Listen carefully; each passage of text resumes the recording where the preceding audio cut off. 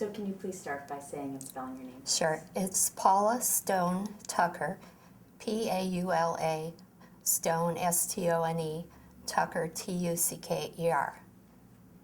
And Paula, what's your connection to Kent? Well, I was a student at Kent State. I was a journalism student, and I was present for the shooting. I was pretty much next to John Cleary when the shooting occurred, and he was one of the people that was wounded. Maybe you can take us through the events of May 4th.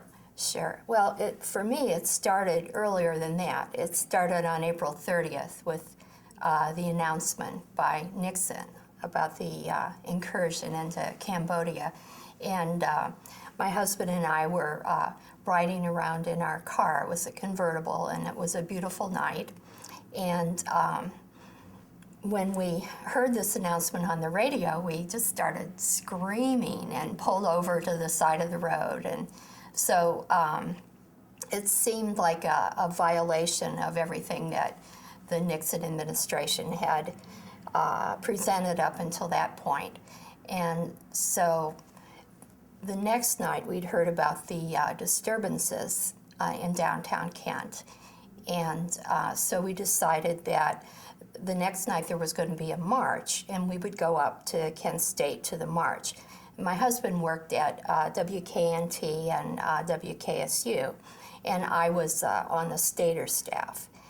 And so we took a cassette recorder with us, and we marched with the students as they marched around campus. And for a while, there had been a kind of a song or a chant that had gone around the campus about the night they'd burned the ROTC building down. And so anyway, the march ended up at the ROTC building, which was right at the edge of the Commons. And we stood there and watched. We watched kids throwing, it looked like maybe bottles at the building, and lit like a firebomb, and watched that, and watched people cutting the fire hoses. So we were pretty shocked by all that. But that night we went home and went to bed, and the next day was Sunday. That was the day that the guard was there, and so my husband, because he was a reporter, he decided to go up to campus that night, and he covered the kids protesting, running around, getting tear gassed and stuff like that. And he came home really late, and he said, "Oh, some kids were bayoneted at the corner of campus." And so the next morning, May 4th, I was supposed to be working in the Taylor Hall, and I was taking reservations for the yearbook because I was on the yearbook staff, an editor. And so I sat in the library at Taylor Hall all morning, and about 11:30 or so, I could hear the Commons bell start ringing. And when I gotten out of the car that morning, my husband said, "Now don't you dare go to any of these demonstrations," because we knew there were going to be demonstrations that day. And so I said, "Oh yeah, I won't go." And so it became more and more tempting as I heard the bell. So I decided I was just going to go outside and see what was going on. So the back of Taylor Hall abuts what's called Blanket Hill, and that's right at the edge of the Commons. And so I went outside about 11:50, and I was just shocked at what I saw, because up until then, I'd say the campus was kind of polarized, where there were a contingent of anti-war students, but there was also this big contingent of pro-Nixon, pro-war people. And I was shocked because I saw sorority girls with, cashmere sweaters with a little pin right here, and they were yelling 1, 2, 3, 4 the chant. I couldn't believe it that all of a sudden these people had flipped and come over to our side. And so I was just kind of standing there in shock.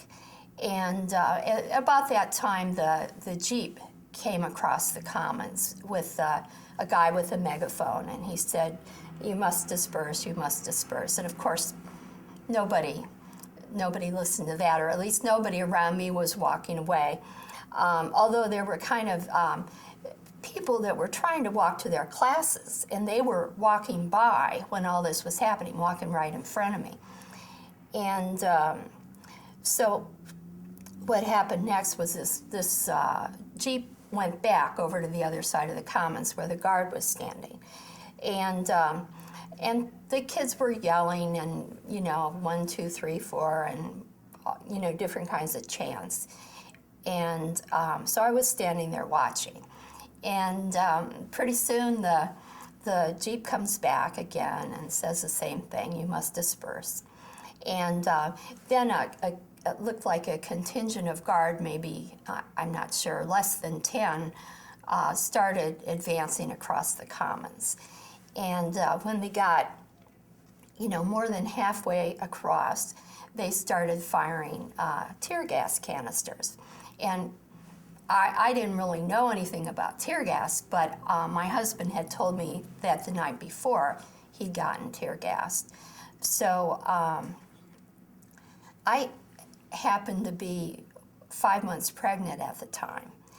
And so I thought, well, maybe this isn't such a good idea to stand out here and get tear gassed.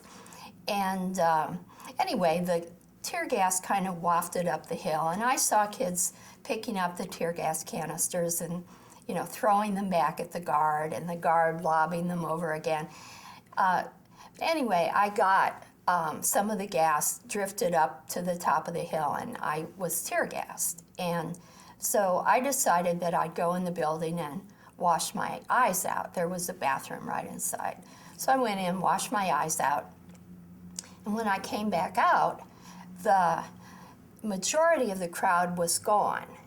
And so I thought, well, where did they go? Maybe they went to the other side of the building.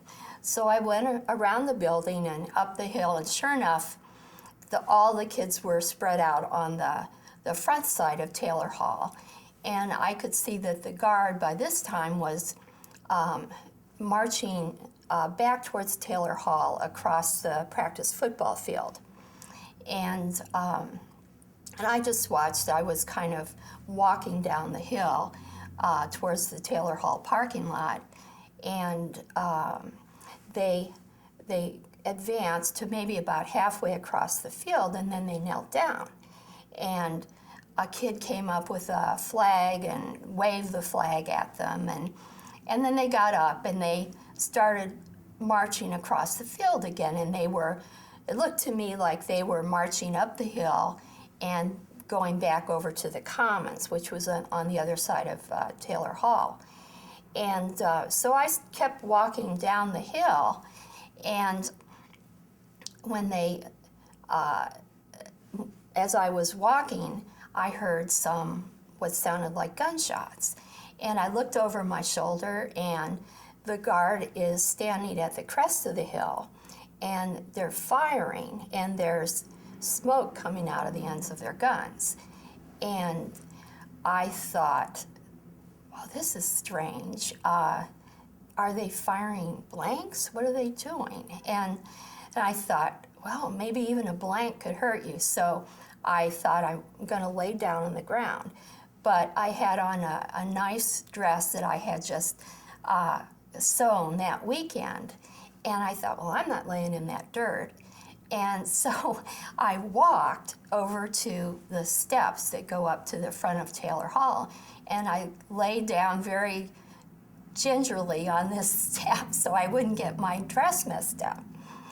And I was only there for a few seconds, and it sounded to me like the firing had stopped.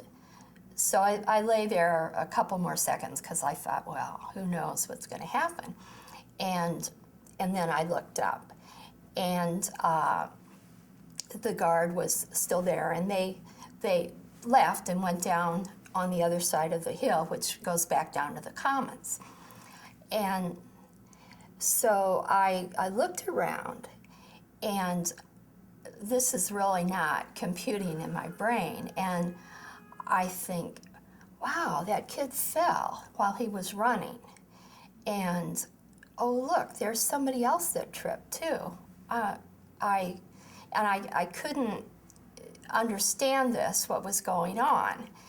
And then I saw another person that was on the ground. And I thought, wow, these kids tripped. What's wrong with them? And about that time, somebody came up and turned Jeffrey Miller over. And I was probably about 20 feet from where he had fallen. And the whole side of his face was gone, bloody. It was shot off. And I still couldn't understand it. And I thought, wow, he hit his head when he fell. Isn't that weird? And then I thought, wow, well, what if they were firing bullets? Oh, that can't be, you know. And so about that time, I was standing up and looking around, and I started counting, and I counted, oh, there's 4, 5, 6 people that I could see, 7, and then I would shake my head and I'd think, well, that can't be right. They couldn't have shot people. And I'd start over again and start counting again. And I don't think I ever got up to 10 or 11 because it was so unbelievable to me that I would start counting again. So looking back at it now, I'd say I was in shock because I really wasn't functioning very well. And I could see that people had gathered around the guy that I was standing next to, John Cleary. There was a group of people around him trying to protect him, I guess. People had gathered around Jeffrey Miller. And so I just kind of stood there. And after a few minutes, I thought, oh, I better call my husband because he was at home that morning. So I remembered that there was a payphone inside Taylor Hall, so I went in, and luckily I had, I think a dime is what it cost back then to call, and I called him. And I said, do you have the television on? And he said, yeah. And I said, well, they just shot some kids. And he said, oh, no, that was last night. They bayoneted some people. And I said, no, they just shot some people. And right then the phone went dead. And that was the beginning of the big phone tangle that happened, where I was cut off from him, and I tried to call him back, and all I got was that rapid busy signal. That means all the circuits are busy.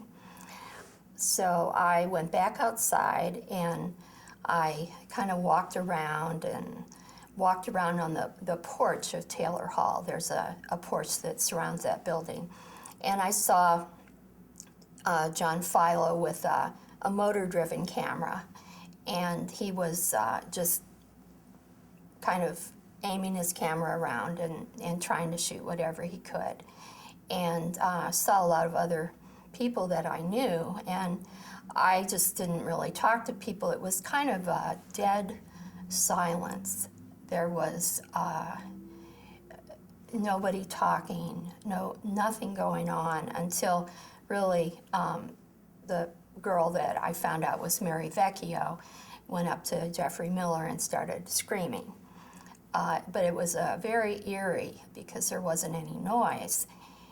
And, eventually within maybe 15 or 20 minutes, a really old type ambulance came up. I remember it as the kind of ambulance that they have in Ghostbusters. It was very antiquated, and pulled up onto the lawn, and then people kind of broke away, and they stepped aside so that the ambulance attendants could get the person into to the ambulance. And they only took one person. And I think that was John Cleary. It was kind of in that, that area that the ambulance pulled up. And so they left. And, you know, it was a long time before another ambulance showed up, probably because they couldn't, you know, believe that there was more than one person that was injured. And so I stood there for a while, and about that time, another contingent of guard, maybe 4 or 5 of them, came up the other side of Taylor Hall from the Commons. And I don't think were aware of what had happened. And they just kind of stood at the edge of the Taylor Hall parking lot.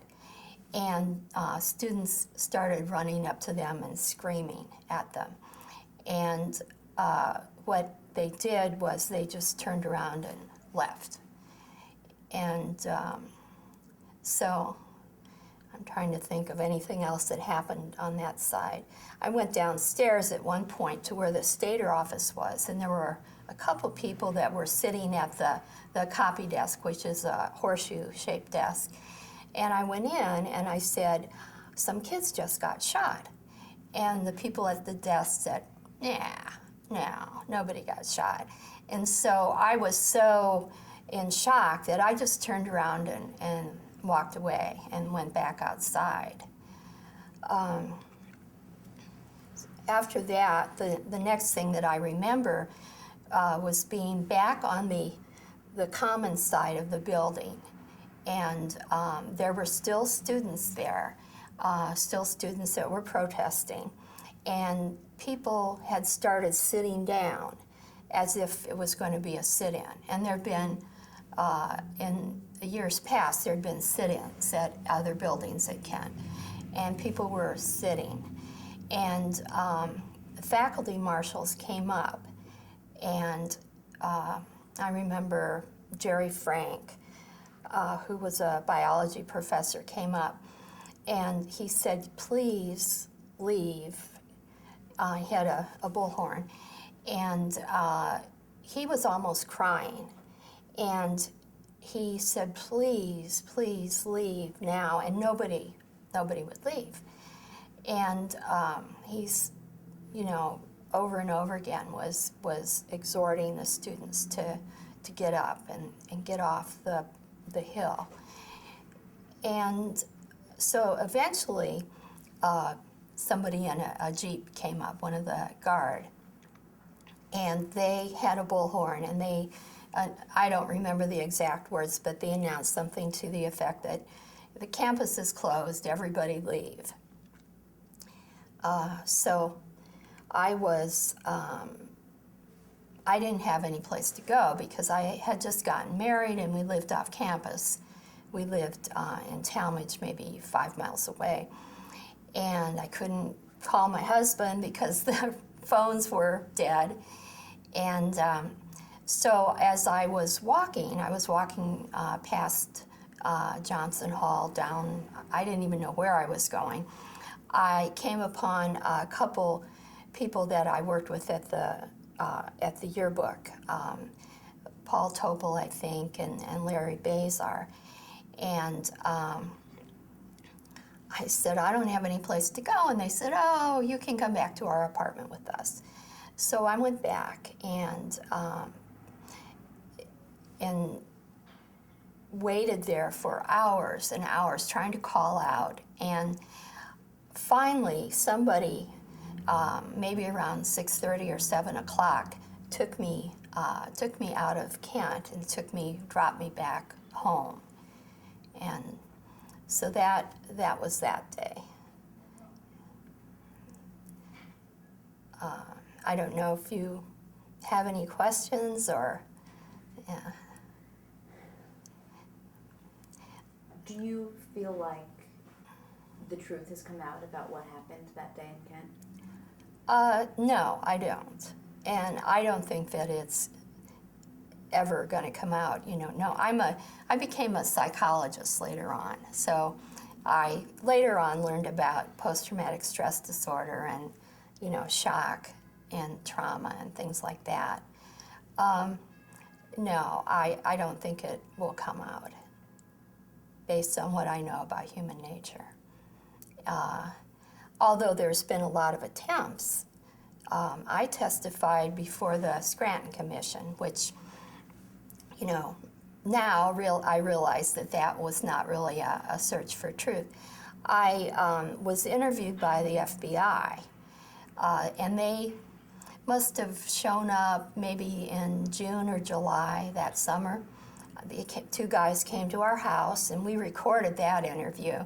And I thought, this is going to be great. I'm going to get to tell everything. And they had circumscribed questions that they asked us. I had taken a class from Jerry Lewis, who was one of the faculty marshals. And they asked me if Jerry Lewis had ever incited the overthrow of the United States government. So I was really surprised that was their line of investigation. They also asked if we knew the students who had thrown the bottles, the fire bombs at the ROTC building, or if we knew the people who had cut the hoses. And we didn't know that, so that was good. I testified at the Scranton Commission about 4 days before I gave birth. I didn't realize that at the time, but they, just asked me a few questions. And I also gave a deposition to the task force that was trying to sue the Ohio State government, and I think that might have been in about 1975.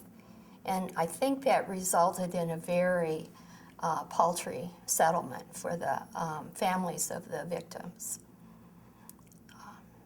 But anyway, you had asked. How did the events of that day impact your life? Well, I was already, even though I was considered myself to be a journalist, a reporter, and not an active demonstrator, I was already disenchanted with the government. So this was just, although it was horrifying, just solidified my opinion of the government. And when Watergate happened a few years later, I wasn't surprised. So I guess that I would say I've always been, since the time I was about maybe 21, just very disenchanted with government. The day after the shootings was the Ohio primary. And even though I'm a Democrat, I went and registered in the primary as a Republican. And I voted for the person who was running against Governor Rhodes. And Governor Rhodes was, I think he was running for Senate, and he was defeated, so I felt good about that. Personally, what it did for me was that was really the first day that I considered that I was carrying another life inside of me. Before that, it had all been sort of theoretical, except for the morning sickness part. And that day, it hit me that, my God, this baby could have gotten killed too. And so that was a different sort of realization. And I didn't go to any more demonstrations until my son was about 2 years old. Yeah, so those are two ways that it impacted me. What do you think needs to be done to address what happened to Kent? Well, I would like it to be investigated. Of course, probably what you have coming in here are people who were on the students or demonstrators' side. And those people are not really the ones that need to be investigated. I've not talked to any Ohio National Guard, but I've talked to other people, and I really don't think that there's going to be an honest revelation about whether there was any plan or whether it was just an awful accident. What do you think people should take from Kent State? Well, I was thinking about this on the way up, and it's hard for young people now to understand what the country was like back then, how polarized it was, and how the population could allow something like that to happen. But even before Kent State, people were very vehemently opposed to people that were in the anti-war movement. And I see the polarization that's happening in the country now as very dangerous, and that if it's somehow not addressed, that there's a great potential for more horrible things to happen. When I went to see my mom and dad just shortly after this incident, my mom said, "Well, if you were there, you should have been shot." And that was my own mother. So there was a great antipathy in the population for people who expressed opposition to the government. And it's very hard for people to understand that now. But I think that would be an important lesson to take away, is that polarization, no matter how exciting it is to go to a tea party or to protest, it's dangerous. Why do you think it's important that the truth come out about Kent now? Well, I think that it's caused heartache, not only for the families of the victims, but also for survivors who were injured.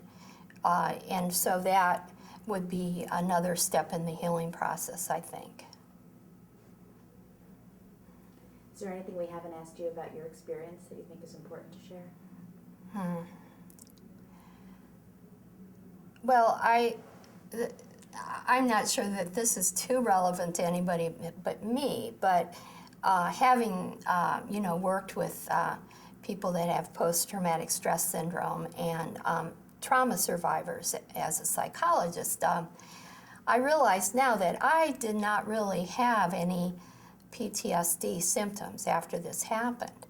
And I think the reason for that was that I saw myself as somebody who was in the wrong place at the wrong time, and not somebody that was being personally attacked by the government.